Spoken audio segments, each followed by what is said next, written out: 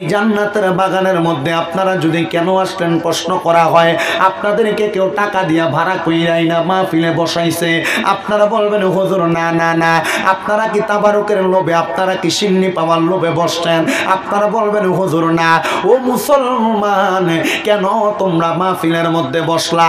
বলে হুজুর আমরা মাহফিলে বসার কারণ হইল একটা, কারণ আমরা দুনিয়াতে কত গুনাহ করলাম, আমরার গুনার খবর দুনিয়ার কেউ জানে না। মা যদি জানতো আমরারে ফুত কইয়া পরিচয় দিত না। এ মুরব্বীরা বুকের মধ্যে হাত দিয়া বলো, তোমার গুনাহগুলা যদি তোমার ফুতে দেখতো, তোমার বাপ কইয়া পরিচয় দিত না। ও আল্লাহ গো, আমরা তো জীবনে অনেক গুনাহ করলাম, আমরার গুনার খবর তো আপনি ছাড়া আর কেউ জানে না। আল্লাহ গো, আজকের মাহফিলের মধ্যে আসার আমরার কারণ হইল একটা, আমরার অন্তরের মধ্যে বিশ্বাস আপনি আল্লাহরে আল্লাহ বলে ডাকলে আপনি আমরার জীবনের গুনাহ মাফ করে দিবেন। কথা বলেন ঠিক কিনা? এ মুমিন মুসলমানের দলেরা, কিন্তু আমরা তো অনেক গুনাহ করলাম, আল্লাহরে তো আমরা আল্লাহ বলে ডাকি, কথা সত্য, কিন্তু আমরার গুনাহগুলা মাফ হয় কিনা এখন আমরা বলতে পারি না। যারা তরিকত গ্রহণ করেছেন আপনারা হয়তো অনেকে জানেন, আমাদের বাম স্তনের 2 আঙ্গুল নিচে সাদা একটা গোস্তের টুকরা যেটাকে বলা হয় লতিফে কলব, ওই লতিফে কলবটা হলো দুধের চাইতে সাদা। ওই লতিফে কলবের মধ্যে আপনি যখন একটা গুনাহ করেন একটা দাগ পড়ে যায়, 2টা গুনাহ করেন 2টা দাগ পড়ে যায়। এমন ভাবে গুনাহ করার কারণে আপনার কলবের মধ্যে একটা একটা করে দাগ পড়ে যায়। সাহাবায়ে কেরাম ডাক দিয়া বলি, ইয়া রাসূলুল্লাহ, নবী গো, মায়ার নবীজি, আপনি নবীর কাছে আমরা জানতে চাই এই গুনাহগুলা কি পরিষ্কার করা যাবে না? আমার নবী ডাক দিয়া কই, ও সাহাবীরা, লিকুল্লি শাইইন সাকালা, প্রত্যেকটা বস্তুকে পরিষ্কার করার এক একটা যন্ত্র আছে। ইয়া রাসূলুল্লাহ, নবী গো, ও মায়ার নবী গো, আমরার কলবের মধ্যে যে গুনাহ আছে, গুনাহগুলা পরিষ্কার করার যন্ত্রটা কি? আমার নবী এখন না আরো 1500 বছর আগে বলে দিয়ে গিয়েছেন, ওয়াসিকালাতিল কুলুবি যিকরিল্লাহ, অন্তরের কলবের ময়লাগুলা পরিষ্কার করার যন্ত্রটার নাম হলো আল্লাহ। রে আমার ও মুসলমান বাবারা, ও আমার পর্দার অন্তরালের মা বোনেরা, যারা জান্নাতের বাগান মাইকের আওয়াজ শুনতেছে, একটু মনোযোগের সাথে আলোচনাটা শ্রবণ করবেন। আমার আল্লাহ পাক রব্বুল আলামিনকে আপনারা আল্লাহ বলে ডাক দিলেন, ওই আল্লাহকে আল্লাহ বলে ডাক দেওয়ার কারণে আমার আল্লাহ পাক রব্বুল আলামিন বান্দার জীবনের গুনাহ মাফ করে দেয়। কথা বলেন না ঠিক না বেটি? এ মুমিন মুসলমানের দল, ওই আল্লাহ শুধু বান্দার জীবনের গুনাহ মাফ করে না, আল্লাহ পাক রব্বুল আলামিন জানায়া দেয় জগতের বান্দার দলেরা, যখন তোমরা আমি আল্লাহকে আল্লাহ বলে ডাক দাও, আমি আল্লাহ পাক রব্বুল আলামিন তোমরা বান্দার ডাকের মধ্যে সাড়া দেই। ও আল্লাহ গো, আপনি বান্দার ডাকের মধ্যে কেমন করে সাড়া দেন? আল্লাহ বলে, 1 নাম্বার বান্দা তোমার গুনাহ মাফ করে সাড়া দেই, 2 নাম্বার বান্দা তোমার মনের আশা পূরণ করে সাড়া দেই, 2 নাম্বার আল্লাহ তাআলা বান্দার জীবনের গুনাহ মাফ করেন তো 1 নাম্বার, 2 নাম্বার বান্দার মনের আশা পূরণ করে। এই জন্য বাবাজিরা, বন্ধুরা, আমরা আল্লাহ তাআলাকে বেশি বেশি স্মরণ করার দরকার। কথা বলেন না ঠিক না বেটি? কিন্তু আল্লাহ পাক রব্বুল আলামিন বলেন, ওয়ালা তাকুনু কাল্লাযীনা নাসাল্লাহা ফাআনসাহুম আনফুসাহুম উলাইকা হুমুল ফাসিকুন। বলে জগতের বান্দার দলেরা, ওয়ালা তাকুনু, তোমরা তাদের মতো হয়ো না, কাল্লাযীনা যাহারা নাসুল্লাহা, আমার আল্লাহকে ভুলে বসেছে। ও মুসলমানের দলেরা, আল্লাহকে যারা ভুলে গেছে আপনি তাদের মতো হবেন না। আপনারা মুহাব্বতের আওয়াজে বলেন, আমাদের সবার অন্তরে আল্লাহর ভালোবাসা, নবীর ভালোবাসা আছে না নাই? আল্লাহর ভালোবাসা, নবীর ভালোবাসা থাকলে একটা জবানও কেউ বন্ধ না রেখে মুহাব্বতের আওয়াজে ওই আল্লাহ পাক রব্বুল আলামিনের কালামে হাকিম পবিত্র কোরআন শরীফ থেকে তেলাওয়াত করেন আর জোরে জোরে পড়েন, আউযু বিল্লাহি মিনাশ শাইতানির রাজিম বিবারাকাতি বিসমিল্লাহির রাহমানির রাহিম। قل لا أسألكم عليه أجرا إلا المودة في القربى وقال في حديث الشريف قال النبي صلى الله عليه وسلم الفاطمة سيدات النساء أهل الجنة أو كما قال عليه الصلاة والسلام. وقال في حديث الشريف قال النبي صلى الله عليه وسلم أنا مدينة العلم وعلي بابها أو كما قال عليه الصلاة والسلام. وقال في رواية الحديث قال النبي صلى الله عليه وسلم الحسن والحسين سيد شباب أهل الجنة أو كما قال عليه الصلاة والسلام. وقال في شأن حبيبه ومحبوبه ومعشوقه مخبرا وآمرا إن الله وملائكته يصلون على النبي يا أيها الذين آمنوا صلوا عليه وسلموا تسليما اللهم صل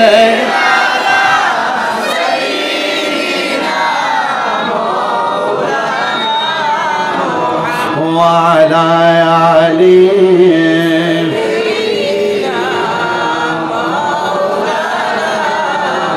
আর জবান খুলে মুহাব্বতের আওয়াজে পড়েন আল্লাহুম্মা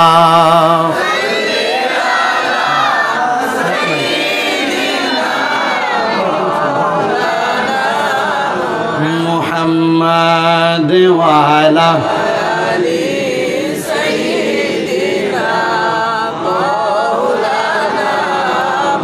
কেউ বা যাবে জাহান্নামে কেউ বা যাবে জান্নাতে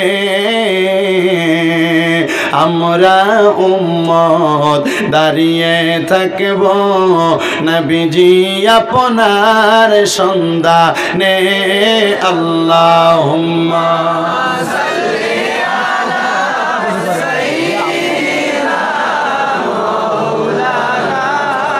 محمد وعلى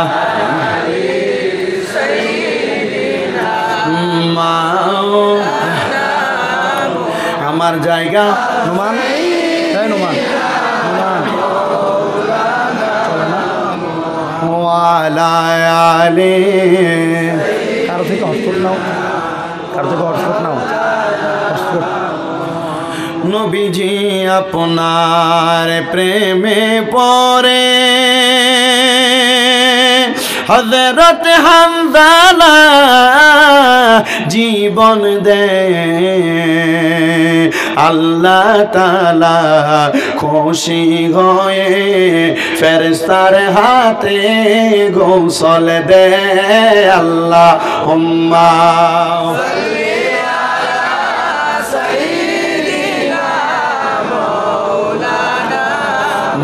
محمد وعلى آل سيدنا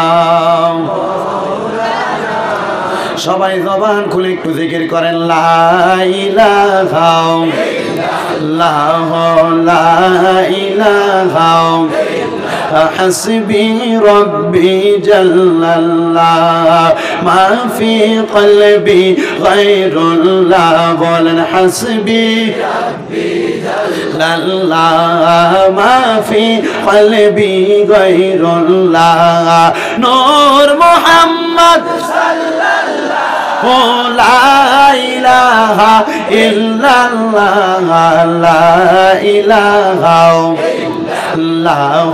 লা ইলাহা অনেক দূরে মাদিনা আইরে যার নাই কোনো তুলনা বলেন অনেক দূরে মাদিনা আইরে যার নাই কোনো তুলনা আল্লাহ একবার মদিনা দেখাও না আল্লাহ একবার মদিনা দেখাও না আমরার মনে মানে না লা ইলাহা ইল্লাল্লাহ লা ইলাহা আল্লাহ হায়রে আমরা বড় ভাগ্যবান, আমরার নবীজি আল্লাহর মেহমান। দয়া করে করলেন দান, বলেন দয়া করে করলেন দান, নবীজি ইমানের ইমান, লা ইলাহা ইল্লাল্লাহ, লা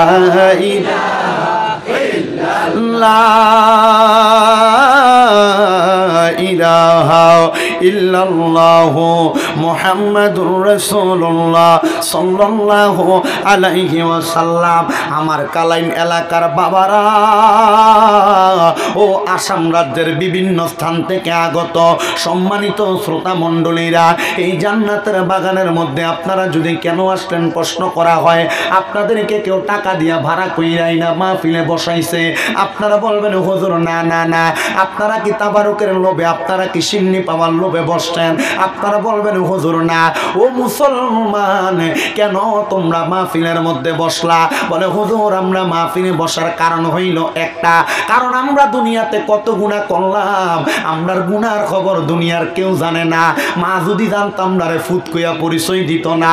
এ মুরব্বীরা বুকের মধ্যে হাত দিয়া বলো, তোমার গুনাহগুলা যদি তোমার ফুতে দেখতো, তোমার বাপ কইয়া পরিচয় দিত না। ও আল্লাহ গো, আমরা তো জীবনে অনেক গুনাহ করলাম, আমরার গুনার খবর তো আপনি ছাড়া আর কেউ জানে না। আল্লাহ গো, আজকের মাহফিলের মধ্যে আসার আমরার কারণ হইল একটা, আমরার অন্তরের মধ্যে বিশ্বাস আপনি আল্লাহরে আল্লাহ বলে ডাকলে আপনি আমরার জীবনের গুনাহ মাফ করে দিবেন। কথা বলেন ঠিক কিনা? এ মুমিন মুসলমানের দলেরা, কিন্তু আমরা তো অনেক গুনাহ করলাম, আল্লাহরে তো আমরা আল্লাহ বলে ডাকি কথা সত্য, কিন্তু আমরার গুনাহগুলা মাফ হয় কিনা এখন আমরা বলতে পারি না। যারা তরিকত গ্রহণ করেছেন আপনারা হয়তো অনেকে জানেন, আমাদের বাম স্তনের 2 আঙ্গুল নিচে সাদা একটা গোস্তের টুকরা যেটাকে বলা হয় লতিফে কলব, ওই লতিফে কলবটা হলো দুধের চাইতে সাদা। ওই লতিফে কলবের মধ্যে আপনি যখন একটা গুনাহ করেন একটা দাগ পড়ে যায়, 2টা গুনাহ করেন 2টা দাগ পড়ে যায়।